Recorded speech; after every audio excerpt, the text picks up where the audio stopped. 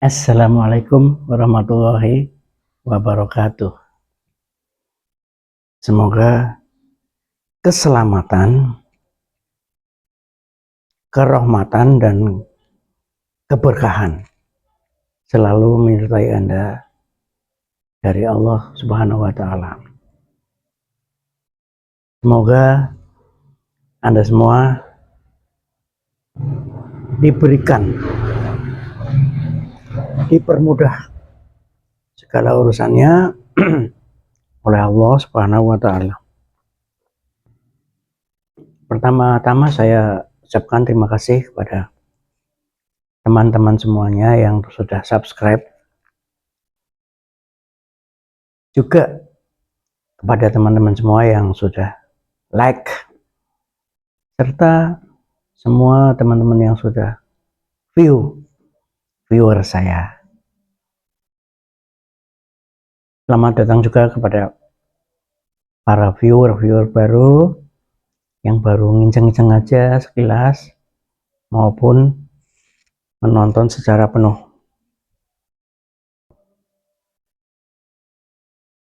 Sebagai seorang amatiran ya, yang baru mulai main YouTube ini semenjak saya pensiun di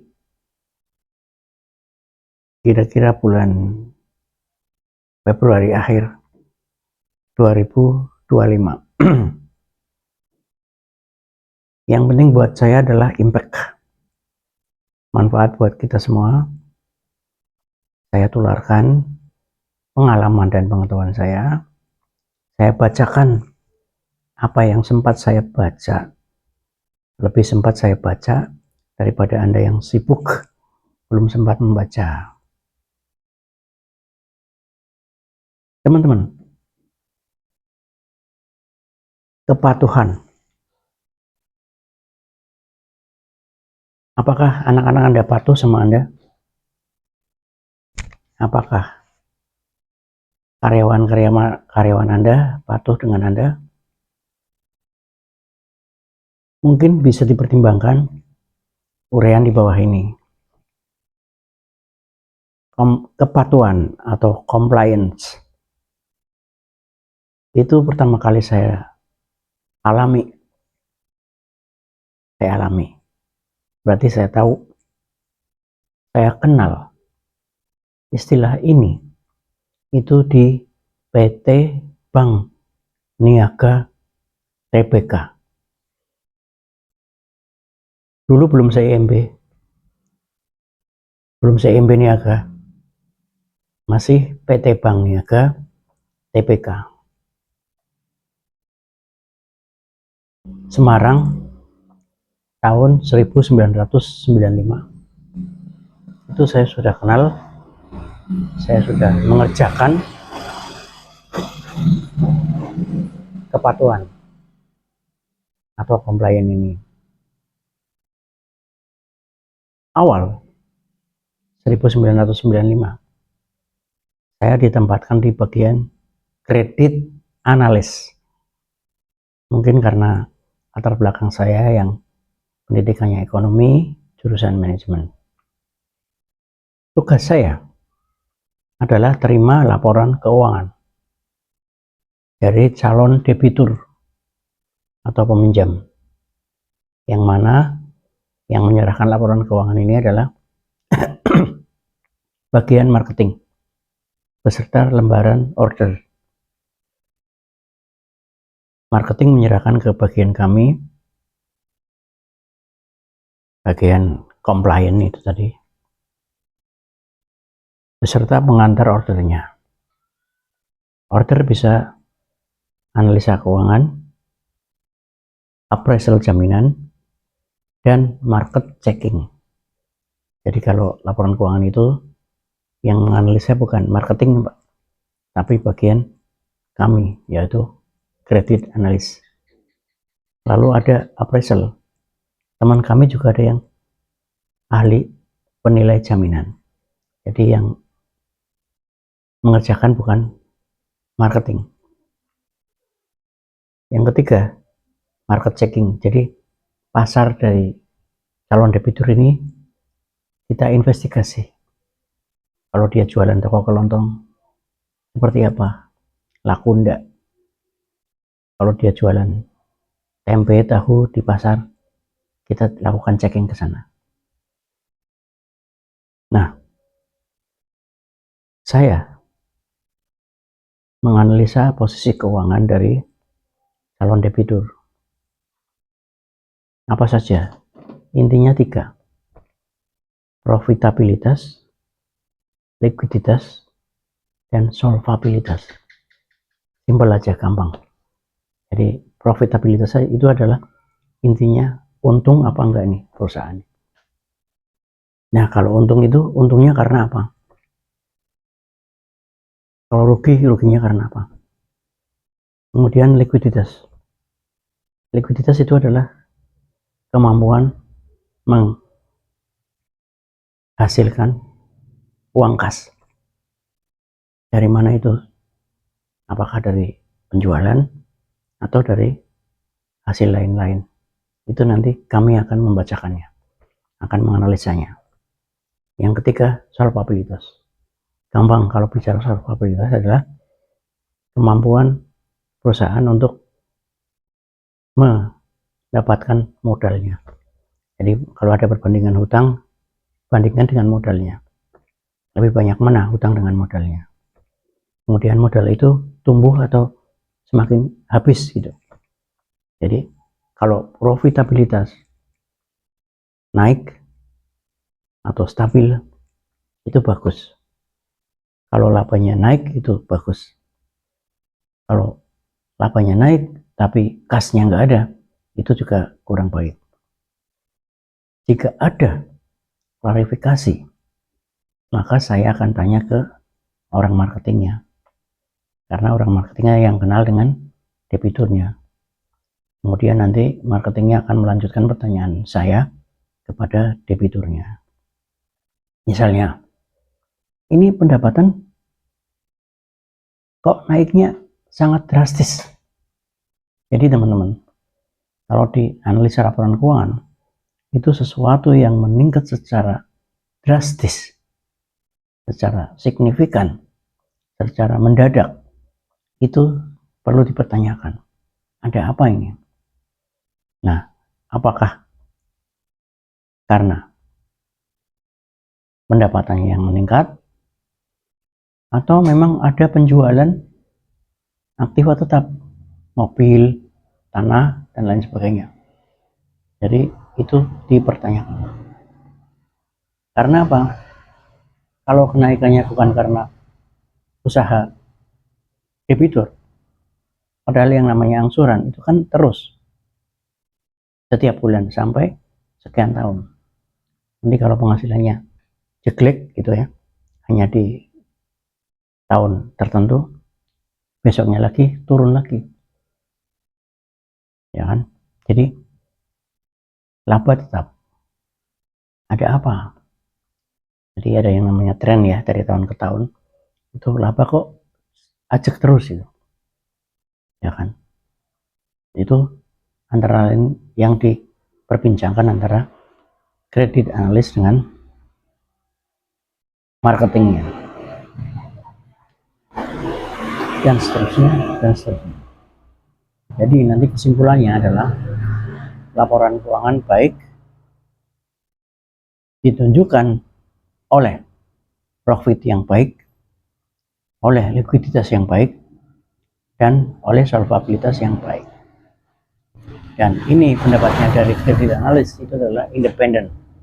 Artinya tidak boleh kong kali kong dengan marketingnya. Karena marketingnya itu kan berhubungan dengan nasabah atau debiturnya langsung. Jadi dikhawatirkan ada pengaruh-pengaruh dari nasabah untuk dicairkan pinjamannya. Bagian komplain, ya, itu di sebelah meja saya ada 2, yaitu consumer credit dan commercial credit. Kalau commercial credit itu untuk usaha, kredit untuk usaha. Tapi kalau consumer kredit itu adalah untuk konsumen, konsumsi, ya, untuk beli mobil, untuk beli rumah, dan serbaguna.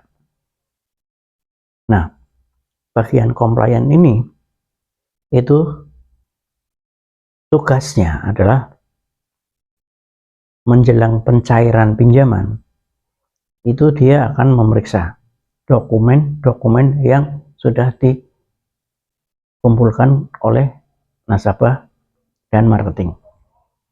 Dokumen yang diminta apa aja, dokumen yang tersedia apa aja. Nah, nanti pakainya checklist saja, Pak. Jadi checklistnya A sampai F gitu ya.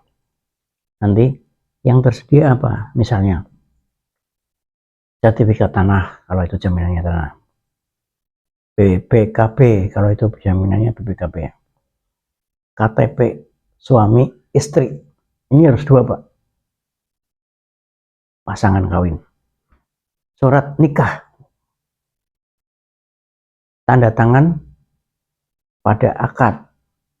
Jadi sebelum pencairan itu debitur itu tanda tangan dulu di akad pembiayaan suami dan istri, atau setoran untuk biaya administrasi. Ini harus setor dulu, Pak. Nah, apabila sudah lengkap semuanya, maka petugas memberikan parapnya, tanda bahwa ini sudah comply, tanda bahwa ini sudah lengkap, ini sudah patuh sesuai aturan. Nah, diserahkan kepada kepala bagian yang sudah melihat stempel dari staf tadi, dan para staf itu memeriksa ulang dan bertanda tangan di situ. Nah, tanda comply ini, tanda patuh ini, itu secari kertas diserahkan kepada bagian operasional untuk mencairkan ke rekening dan memotong-motong biaya-biaya yang diperlukan. Dan diberikan juga kepada marketing untuk dilanjutkan kepada debitur. Jadi itulah yang saya kenal bagian kepatuhan di tempat di mana saya bekerja. Jadi kepatuhan di sini adalah comply. Artinya patuh, artinya sesuai dengan syarat, artinya lengkap. Ya. Belakangan, jadi setelah tahun 90-an ya, itu tahun 2000-an, 2000 sekian gitu, saya nggak tahu persisnya. Itu di kantor pusat di Jakarta sana, itu ada bagian compliance, dibentuk bagian compliance. Tugasnya adalah update aturan eksternal. Jadi dia harus tahu aturan-aturan eksternal secepat mungkin. Aturan BI, aturan OJK, aturan-aturan pemerintah lainnya, terutama aturan pajak juga. Nah, ini bukan berarti tugas ini belum ada di pusat, tapi dulu dirangkap biasanya oleh corporate sekretari, ya, jadi dirangkap oleh sekretaris direktur. Tapi karena 2000 dianggap kompleksitas bisnis sudah mulai besar dan aturan pemerintah sudah mulai ketat, tambah ketat, maka dibentuklah bagian khusus yang namanya bagian compliance ini. Nah, kalau sudah dia mengupdate semua aturan dari BI, dari OJK, dari pemerintah, maka bagian ini akan membuat sebuah edaran, surat edaran dikirim ke cabang-cabang agar dilakukan penyesuaian. Yang kedua tugasnya adalah review pengajuan besar pinjaman yang belum ada ketentuannya, misalnya hotel syariah gitu, ini gimana nih, belum ada peraturannya, maka pengajuan itu dilewatkan dulu ke bagian kepatuhan. Jaminan lebih kecil daripada pinjaman yang diajukan, maka cabang nggak berani untuk mereview, wah ini di luar kewenangan saya, kirim ke bagian kepatuhan di pusat. Mungkin ada ketentuan-ketentuan lain atau ada kebijakan lain dari direktur. Yang ketiga, konsultasi pengajuan-pengajuan besar yang belum ada ketentuannya. Nah, itulah yang saya tahu mengenai kepatuhan atau compliance dalam sebuah bank kalau ini. Ya.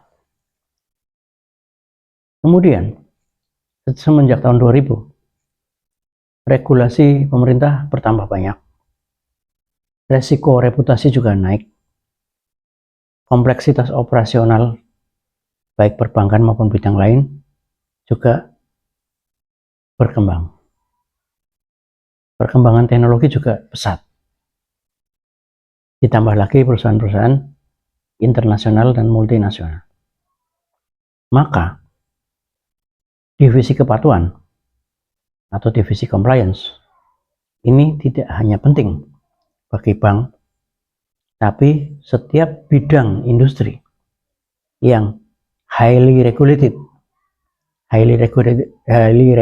itu adalah tinggi tingkat pengaturannya, banyak peraturannya, seperti perbankan, lembaga keuangan, atau bidang-bidang yang banyak pengetahuan teknisnya seperti perminyakan, teknologi, atau IT. Itu kan banyak juga kriminalnya. Nah, jadi maka ini menjadi marak nih yang namanya divisi kepatuhan, bahkan direktur kepatuhan itu menjadi marak di banyak bidang-bidang industri selain perbankan. Tidak hanya perusahaan besar, tetapi juga perusahaan menengah dan perusahaan kecil, supaya memastikan keberlangsungan usahanya. Jadi jangan sampai tiba-tiba perusahaannya tiba-tiba harus ditutup oleh pemerintah atau otoritas karena melanggar aturan. Maka akan terjadi sebuah inefisiensi, tidak efisien. Hukum, aturan, baik aturan-aturan itu di lingkup provinsi, bahkan Pemkot atau Pemda, sampai ke aturan nasional, termasuk aturan pemerintah pusat serta otoritas yang berwenang. Apakah itu OJK, apakah itu BPOM, ya. Kalau kuliner nih, makanan nih, BPOM itu cukup galak juga itu. Kemudian menjaga reputasi. Udah taat aturan apa belum? Kemudian kontribusi kepada lingkungan bisnis yang lebih baik. Ini misalnya persaingan-persaingan yang tidak sehat, pajak, atau aturan-aturan yang lainnya. Regulasi industri seperti tadi ya, BPOM itu ada aturan-aturan yang ketat terhadap makanan. Misalnya kasus-kasus ditutupnya warung-warung makan, kasus-kasus yang seperti di kopi di Kalimantan waktu itu ya, itu diperiksa oleh BPOM. Ya. Di sini ada etika internal, ada keamanan data, juga laporan keuangan. Kepatuhan itu membangun kepercayaan publik, apalagi kalau perusahaan itu perusahaan yang udah go public. Jadi kalau publik itu udah percaya, maka investor akan berbondong-bondong menginvestasikan uangnya ke sana. Kemudian kepatuhan ini juga mengurangi resiko hukum. Jadi sudah sedemikian maraknya, sudah sedemikian pentingnya bagian kepatuhan ini, sampai ada paradigma ini, ada pepatah dari para otoritas. Mungkin trik, mungkin tips ya. Jadi kantor akuntan publik itu menjadi patokan bagi pemerintah atau otoritas yang berwenang saat memeriksa perusahaan itu. Jadi perusahaan yang sudah menggunakan kantor akuntan publik, dia sebelum masuk akan melihat laporan keuangan akuntan publik dulu. Ada nggak yang catatan-catatan tertentu dari akuntan publik tersebut.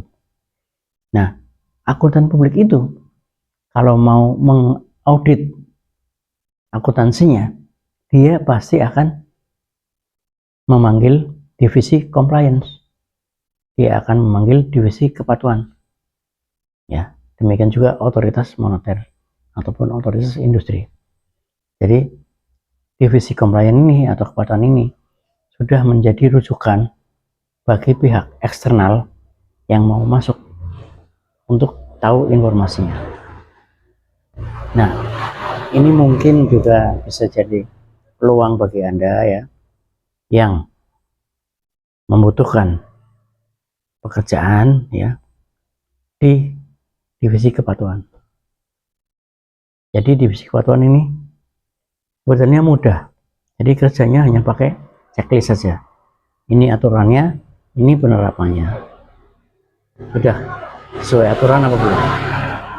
Hanya sulitnya adalah bagaimana kalau ada ketidakteraturan, kemudian direktur ingin tetap jalan. Ini yang sulit. Jadi perlu ada orang-orang yang pandai untuk menyesuaikan. Jika Anda juga punya usaha, ya, usaha Anda masih kecil,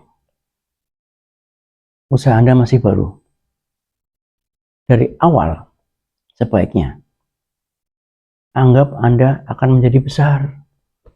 Jangan kecil terus, atau tetap kecil tapi dengan posisi lebih kuat. Sehingga maksud saya, jangan lupakan fungsional atau tugas kepatuhan ini. Syukur-syukur Anda buat kepatuhan divisi sendiri, 1 atau 2 orang, ya kan? Tapi Anda terhindar dari kesalahan-kesalahan yang malah nanti fatal. Ibaratnya Anda udah membentuk tim sepak bola, kan ada tukang hakim garisnya. Kapan offside, kapan out, siapa yang offside, siapa yang out. Ini perlu orang khusus, jangan dicampur-campur. Itu tip dari saya. Kalau Anda ingin kelak menjadi perusahaannya besar dan masih tetap kuat, ya, bentuklah kepatuhan.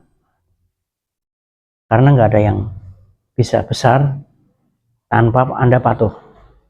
Jangan coba-coba. Jangan coba-coba, ini melanggar sedikit-sedikit nggak apa-apa. Jangan coba-coba.